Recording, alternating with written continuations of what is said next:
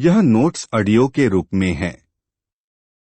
यदि पीडीएफ के रूप में नोट्स पाना चाहते हैं तो आप 9007115406 में व्हाट्सएप करें या कॉल करें।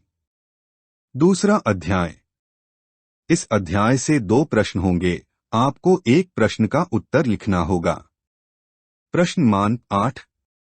100% कॉमन आएगा ही। आदिम मनुष्य से प्रारंभिक सभ्यताओं तक। From primitive man to early civilizations. प्रश्न 1।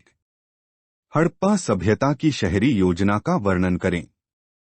अथवा हड़प्पा सभ्यता की विशेषताएं लिखिए। उत्तर। परिचय। सिंधु या हड़प्पा सभ्यता एक नगर केंद्रित सभ्यता के रूप में उभरी।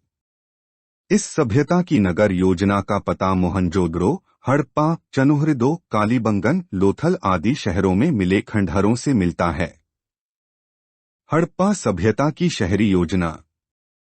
1। प्रादेशिक विभाजन। हड़प्पा शहर 2 भागों में विभाजित था। पश्चिम में एक ऊंचा किला और पूर्व में एक निचला क्षेत्र। किले में शासक वर्ग रहता था और आम लोग निचले इलाकों में रहते थे। किला क्षेत्र दीवारों से घिरा हुआ था। 2 सड़कें, सीधी और चौड़ी सड़कें पूर्व से पश्चिम और उत्तर से दक्षिण तक समानांतर चलती थीं।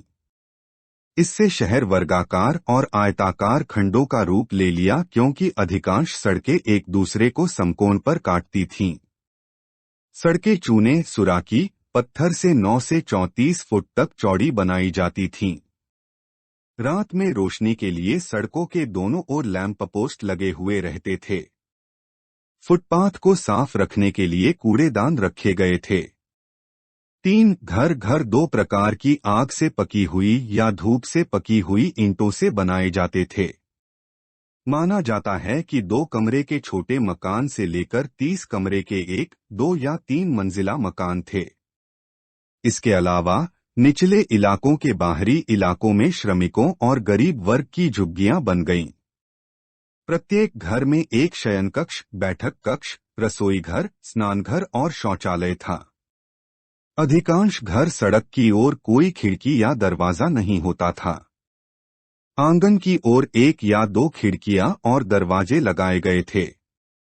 4 सीवेज। हड़प्पा सभ्यता की सीवेज प्रणाली अत्यधिक परिष्कृत थी। जल निकासी के लिए सड़क के नीचे पत्थर से ढकी नालियां बनी हुई थीं। नालियों की सफाई के लिए ईंटों से ढके मैनहोल उपलब्ध कराए गए थे। प्रत्येक घर का गंदा पानी मुख्य नाली से जुड़ी एक छोटी नाली के माध्यम से बाहर निकाला जाता था। 5 स्नानघर। मोहनजोदारो के किला क्षेत्र में सार्वजनिक उपयोग के लिए एक बड़ी दीवार वाला स्नानघर मिला है।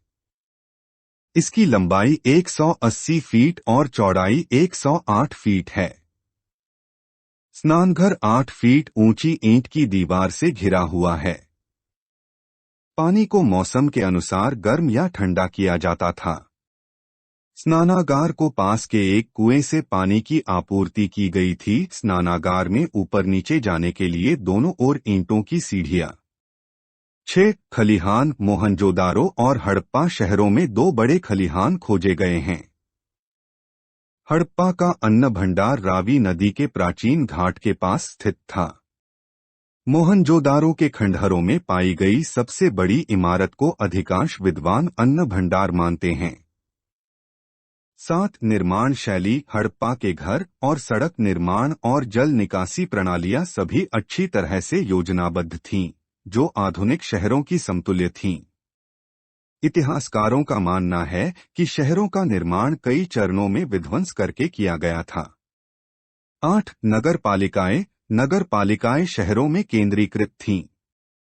शहरों की देखभाल की जिम्मेदारी नगर पालिका संस्थाओं की थी। निष्कर्ष। सिंधु या हड़प्पा सभ्यता की नगर नियोजन आधुनिक युग जैसी उन्नत थी। सुदृढ़ नागरिक योजना ने शहरवासियों को आरामदायक जीवन प्रदान किया।